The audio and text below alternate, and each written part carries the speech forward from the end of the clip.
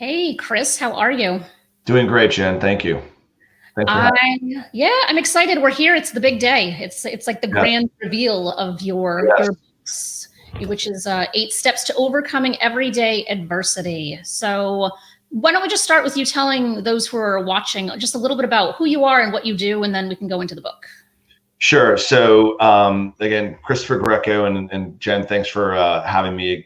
Today. I'm currently the chief revenue officer at a company that develops software for retail grocers. But in developing this book, it started years ago as a letter to my son, as lessons, and it's evolved. Incredible which is incredible for me, into a book which outlines these 8 steps to overcoming everyday adversity. That's amazing. And so tell me just kind of a little bit of the origin, because I know the origin, but I want Yeah. those who are watching to kind of really understand why writing this book in particular was really important to you. Yeah. So everybody has a story, and as your company, states. And my story is that I lost my dad when I was 15. My brother was 11, my sister was 4, and it was sudden. He had cancer. From diagnosis to his passing was about 8 months. And I looked at that process went from sadness to rage to settling myself down to figuring out, well, what am I going to do next? He didn't really have a lot. Again, these things he was young, and he just didn't plan for it. No one saw it coming. So it took me a while, but I always, in the back of my mind, in studying how I overcame obstacles, even years, decades after his death, I always felt that I wanted to put something down in writing. And then you have children. I had my son, and shortly after the birth of my son, I started writing these lessons down, kind of like something like an emergency break glass document that he could pull when he hits his adversity long after I'm gone. And then I have my daughter. I kept writing, and it was just a short few pages. And then I lost my best friend in a car accident back in 2016, and his wife, a very well-to-do gentleman from Indianapolis, and his wife asked me to give the eulogy. And I thought about it because his son was roughly the same age I was when my father had passed. So all this emotion started, hitting me as I'm writing down the eulogy. And as I, delivered it, my goal was to make sure and assure them that everything was going to be okay, that their best days are ahead of them.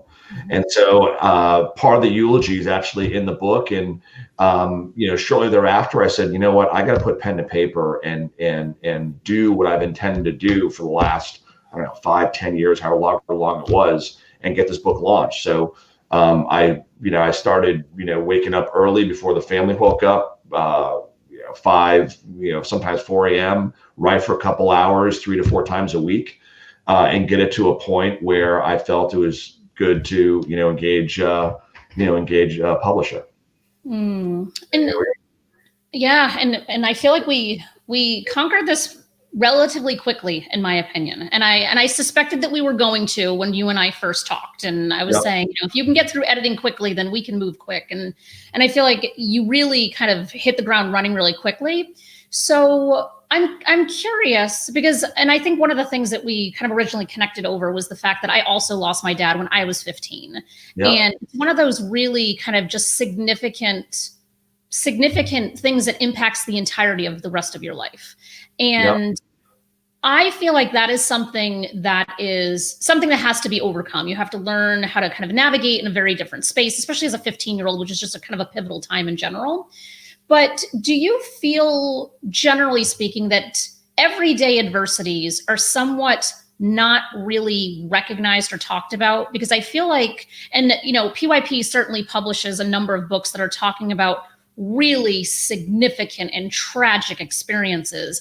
But so often those are not relatable on a mass level. It's more of like a voyeuristic thing. Like I want to kind of see all of this tragedy. But I think everyone can relate to what you wrote around just kind of everyday adversities. Is that kind of what you noticed when you were putting this together, that there's just not really enough people talking about just the everyday situations we encounter?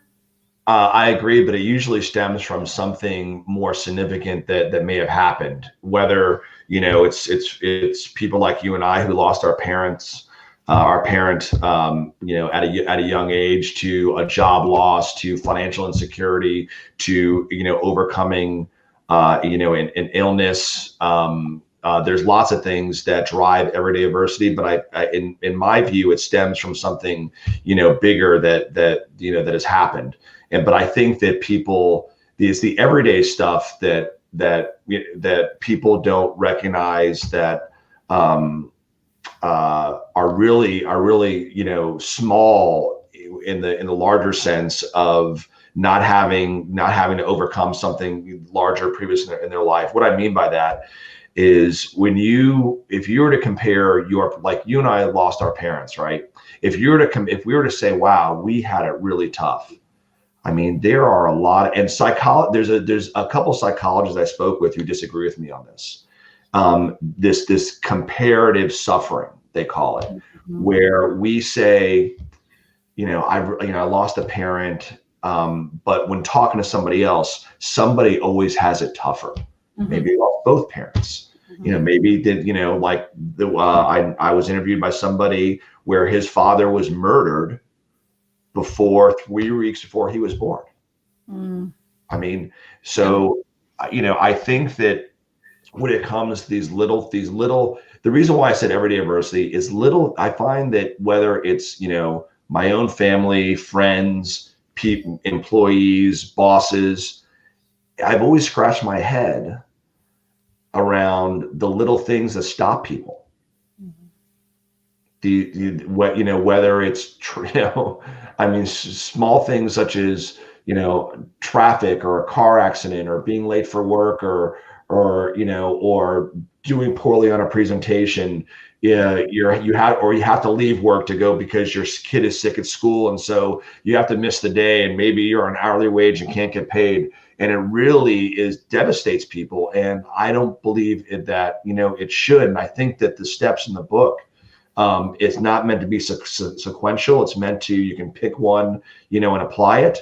But I think it's really important for people to really put a lot of things in perspective, and understand that what they're struggling with, somebody else is struggling with something that's arguably much greater. Yeah, I totally see that. I typically say, it's not the pain Olympics, right? Me sharing some hardship doesn't mean that you have to get the gold medal in a different hardship, just because, we don't need to compare in that regard. So I think that's a really interesting point. And I feel like, in terms of just the relationship to COVID and the fact that you are releasing your book in the middle of COVID, I feel like of any book that could be released right now, yours feels very fitting and very appropriate, because I know one of the big themes throughout the book is this whole concept of just self-reliance. Yeah. And I think that is so important as it relates to how people are functioning through COVID right now, because it's just, layer upon layer upon layer of chaos for so many people right now. And whether that's, financial chaos, familial chaos, whatever it might be. So how do you see your book kind of supporting people that are really just kind of struggling with truly kind of just the everyday adversity that COVID in and of itself is kind of creating in their lives? Yeah. If you look at the first, 4 steps, and you laid on step 3, which is develop a self-sufficient mindset.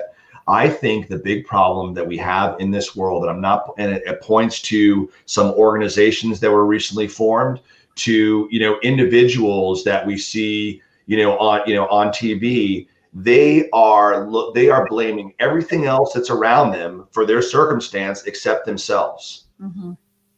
That is a path to failure. Mm-hmm. That if you are not able to overcome that mindset, which is dependency or looking to external factors that to define your current situation, there's no way that you can do what really God intended you to do.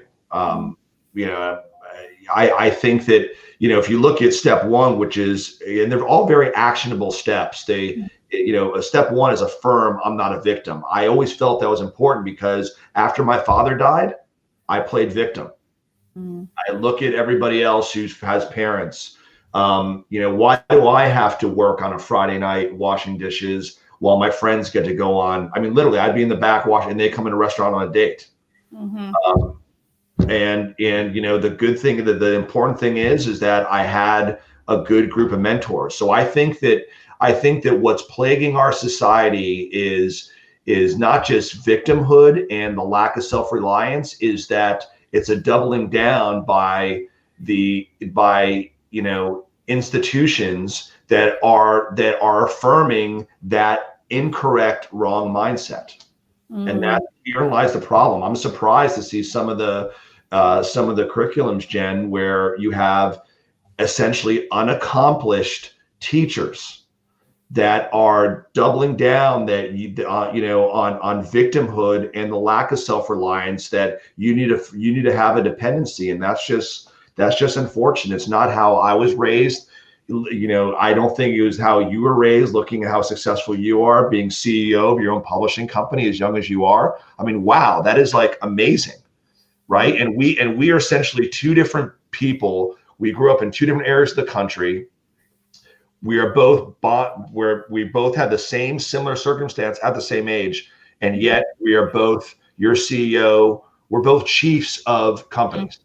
Yeah. And I think that we probably are aligned in the fact that we suffered a tragedy, but we recognized that we could overcome it, and we didn't stay in that you know, victim mindset for, you know, a long period of time. I think that there's something so important about just kind of mindset in general. And yes, there's kind of the victimization piece of it. And I think that there's just kind of this constant learning that happens, because I can completely relate in terms of like kind of getting into that space of the victim mentality. I was the oldest child, therefore I was the one that was just kind of, you know, trying to get out of the house and get away from family drama and whatever. Working as soon as I could work, I was out of the house and working. But I totally remember, you know, friends coming in to the ice cream place that I worked at, and, you know, they were coming to enjoy their Friday night, and I was scrubbing, you know, the ice cream scooper. So I totally relate to that. And I can also see, and I think it's really interesting, just kind of on that adversity, is that, to me anyway, you kind of have two paths. You either fulfill what you believe your destiny is based on external forces, or you say, I am not going to repeat this, and I'm not going to be like this. And to me, in my experience, I feel like it is one or the other, and there's very little middle ground. I'm not sure if you notice kind of that very kind of black and whiteness to it as well. It's, you know, I think that, well, I would say that the people that play victim would say there's a gray, because there is a circumstance that stopped them that didn't apply to anybody else. Yeah. I mean, we can touch on a lot of different, you know, topics, but one of the big things is, on diversity, inclusion, equity is being pushed as, a strong, agenda in institution, which is fine. But I think that there's, I've worked in big corporations, and I've actually led, believe it or not, at the Hispanic multicultural group when I was at Sprint. Mm-hmm. And I can tell you, Jen, we would have, I led it for a year, but I was part of it for 3 years. And then the veterans was another. And these groups that exist in these corporations would, now that I look back, I mean, what's happening today, do you know how many people would show up to our events? These ideas that these organizations that of themes that, like culture and diversity were supposed to be uber important. We would be on, our campus was like 9,000 employees. We might have 5 or 6 employees show up at any one of those events. It's and my point is that there's an agenda that is being driven that is harmful, especially to young people who still have to get out into the world and learn. They need to sit in the back of an ice cream shop and and scoop ice cream and learn the value of of hard work. They need to find the right the right mentors, like I think you and I did, to keep us in check in case we drift away. It's easy to drift and blame other things. It's hard to say I'm the problem. Mm-hmm. It's hard to say the problem. And you know what? In most cases, it's never 100% you're the problem. That's not what I'm saying. But you can't take ownership if you say that it's 100% something else or someone else's problem. You can't. Yeah, and I think what to me kind of disarms people frequently, because I am always the first to admit when I am the problem or I have created a problem, especially even amongst my team. Like anyone on my team will say, I am the first person to be like, I am sorry that I caused this chaos to all of us, because it happens. But I find it to be so just so not the norm for people to acknowledge that they had and this is both like little things as well as like obviously monumental things too. But I do find that people do have a hard time to just say, I'm sorry, I was wrong. And I think that there's so much power in those simple words of just being like, listen, I screwed this up and I'm sorry, whether it's with a client, whether it's with a coworker, a family member, whoever it might be. And it's just so disarming, because I think so few people actually take that step forward to make that declaration, because they feel like it's a sign of weakness somehow. Well, you're exactly right. There's strength in showing vulnerability, right? My wife really challenged me on telling my story publicly, right? She backed it, but she said, hey, make sure this is what you want to do. And the responses that I've been getting, have been overwhelmingly, positive, because it shows that, we're flawed as humans. And I think that, to your point, to say when there's a problem or a situation, even though it's with something else, sometimes it's very disarming. And if you want to move organizations or move yourself or move people, along as a leader of a company, you just say, hey, look, this one's on me. I get it. Let's just, move forward. And you accomplish so much than just dwelling and find out, well, who should we blame for this? Yeah. Blaming, I feel like doesn't help anyone in general. But I'm kind of curious, because we have 8 steps here, and I feel like we've definitely kind of covered some of the first few, but with the step that I personally feel like I resonate with so much, and I would love for you to speak to, is the idea of convincing yourself that you can learn or do almost anything. Because I always feel, and I don't know where it comes from. I don't know if it's a skill that you develop over time, or if it's just a belief system that you inherently have. But for me, it's like, I can figure out anything. I don't, like, regardless of what it is, give me a YouTube tutorial and I'm on it. But I find that is not the case for a lot of people. So, and I know that that's not necessarily in the context that you meant it in your book either. But, can you kind of speak to that specific kind of step in this overcoming process? Yep. It's something my mother told the 3 of us before and after my father passed. So it was a consistent message. She would say, you can do anything and everything. I never really believed that. But I read this book by Carol Dweck. It's called The Growth Mindset, very popular book. And she lays out the empirical, the evidence that says, no, you if you have a growth mindset, the belief that you can apply yourself, you will accomplish most things that you put your mind to. And I've never wavered, from that. And maybe in my subconscious, always hearing from my mother, any challenge that came up, I said, all right, I can handle this. Let's just move forward, and do it. And, the other thing is that, my mother led by example. When she would say, you can learn and do almost anything, you can do almost anything. She was in her early 50s. She would, once or twice a week, maybe even more than twice a week, she would pull 24-hour shifts as a nurse. So this is 12 hours, at the, running an ER unit at a public Miami hospital, then, from 7 p.m. to 7 a.m., finding some naps in between, and then going 7 a.m. Maybe it was less than 12. My point is, she'd go to the ophthalmology wing at the private hospital, which was next door, to make sure that we could stay in private school. So when she would say that you can do, you can learn, you can do almost anything, I started believing it more and more, because she would show it in her action, that she could, as a 50, almost 6-year-old woman, she was able to, go on very little sleep. Yeah. Yeah. And I think that's just kind of superpowers of parents, generally speaking, but specifically mothers. I think moms definitely have superpowers in many ways.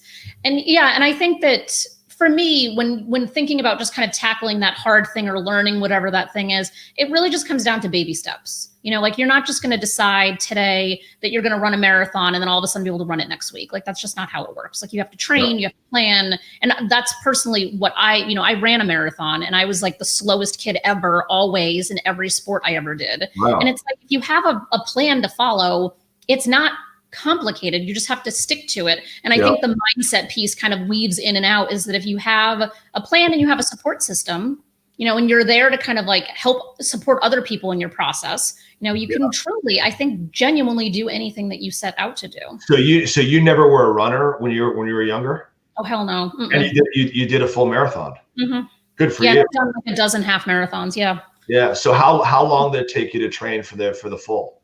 I would say probably about a year. The training plan said you could do it in a lot less time, but my running partner and I were like, no, we're going to be realistic and plan for the ups and downs that we knew were going to happen. But yeah, and I was honestly, and I even write about this in my own memoir, talking about how slow I was and how my softball coach used to make fun of me by running around me, running laps around me, just because I was so slow. It's like, well, you showed him or her. I sure did. Yeah. Good. That's also the motivation, is that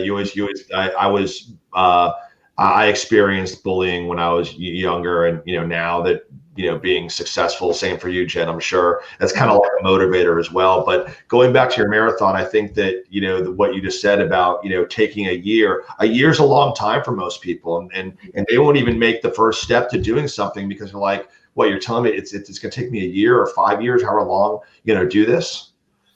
That's you gotta I point out to my 13-year-old son that it's not about game day, it's about training day. Mm-hmm. That's one of the lessons you learn is in the training. Exactly. And how do you train? And one of the stories I love in my book is about this gentleman, Inky Johnson.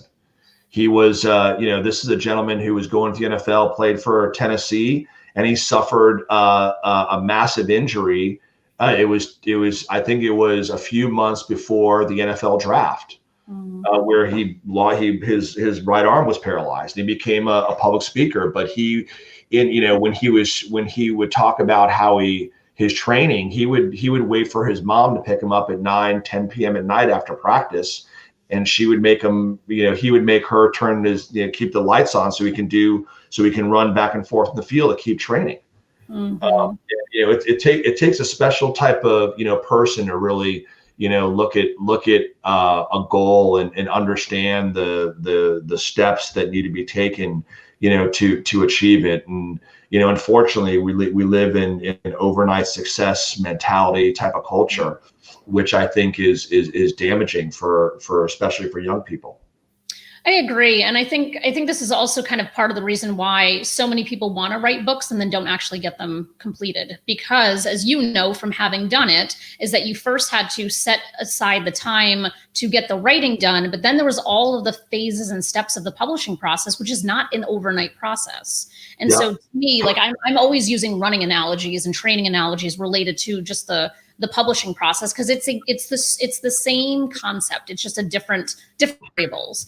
But you have to kind of be in it for the long haul and know, like, okay, I can't get a book done. And I have conversations all the time where I'm talking to somebody today and they want a book done by October, and it's like that's not how this works. Like, it takes time and patience and energy to produce something that you are then proud of at the end of it. I totally agree. I'll tell you this, is that I can't imagine, just as being a busy professional, and I respect it, self-publishing, because this was a first time experience for me, and it kind of also speaks to the fact that to really overcome adversity, you need to, even though I say you have to have a self-sufficient mindset, do for yourself, you are going to call on others, and there will be others that will help you. And that's also step 8, share your story and mentor others. Step 7, help the person next to you. Mm-hmm. So it kind of goes around, and the term "pay it forward" has never been more important than today. But your company, Jen, was obviously a massive help and a requirement to get my book published. I couldn't imagine doing it without you. Yeah, thank you for that. We appreciate it. And I always say it's a team sport. Publishing a book is not a solo journey. Even writing is not a solo journey, but so often that's how it's perceived. So, let's just kind of get, as we're kind of concluding here, like if you were to kind of fast forward to, whatever period of time from now, like what are you hoping that readers are going to say to you that your book, what has your book done for them? Or I know you already have 40 reviews on Amazon, which is fantastic. So, for those who are watching, we encourage you to go check out the book on Amazon. But, what are people already saying about it that they're finding to be valuable in their everyday lives? There's a couple. The reviews are very deep. I thought they're not just the superficial, one or not. I shouldn't say superficial. That's the wrong way but they're not just 1 or 2 lines. People are going to the book. They're saying a couple of things. 1, it's a very fast read. It's not repetitive. 2, it's an easy read because the message is easily absorbed. And some of the feedback I've received, especially from some of those that I do not know. I'm surprised that with it, I've done no marketing on the book at all. I just promoted on social last 5 days ago, and now I'm really the hard launch is really today. I'm finding that it's touching people in ways that I would have expected, whereas it's given them to look at the decisions they are currently making about their own circumstance, and it's causing them to pause, reflect, and embrace the truth and move forward. And that's, I think, is very important. Yeah, that's such good stuff. I'm just so thrilled that your book is here and we were able to work together on this, because I feel like there's such an importance to it, of really, as we were kind of talking about in the beginning, of just that everyday component to it. And how do we harness the things that we've been through and just get through them more efficiently and with more sanity on the other side of things? I feel like that's so important right now. Yep, I agree. And I would also, say there's a lot of self-help books. And the other piece of feedback that I've gotten, this book is more than in self-help. Mm-hmm. And I will say that I was raised Catholic. I'm very involved in my church, but I don't. The other piece of feedback, which I was worried about, because I make references to God and in prayer. The other good feedback that I received from some of my agnostic friends is that it's not preachy. Mm. Which is my intent. We're all out there to do. We can have our own interpretation of things, but I'm glad that is. I was able to go ahead and put my true, beliefs out there without, feeling that I was, being preachy or demanding that you see it my way, type of feedback. So I was glad to, get that, and I, look forward to, getting this book in the hands of the folks that need it most. Yeah, absolutely. So on that note, will you tell folks what is the best way to get in touch with you if they're kind of interested in learning more about what you do, or to purchase the book? Sure. So I do have a website. It's ChristopherGreco.org, ChristopherGreco.org. That's with 1 C. It is on Amazon. And actually, I've tested this a bunch of different ways. If you go to Amazon and search 8 Steps Adversity, it comes up either, I think, the second or third book that on the list. So which is really good. I think it comes after David Goggins' popular book, You Can't Hurt Me, which has like I think like 10,000 reviews or something. Yeah. But that's a great book as well. But the ChristopherGreco.org, it's on Amazon, and I do plan on getting distributed elsewhere as well. Yeah, beautiful. And it has a big letter 8, which is just over Chris's right shoulder. So, or number 8, not letter. Yeah, there we go. Yeah. So that's what it looks like. Yes. So go check it out. Thank you so much for talking to me today. This was fantastic. Yeah, thank you, Jen, and congratulations on the success of your book launch and your company. I really recommend PYP. As a publisher, you guys were a tremendous help and great to work with. Oh, So thank you so much. Yes, that's not a paid endorsement. No, it isn't.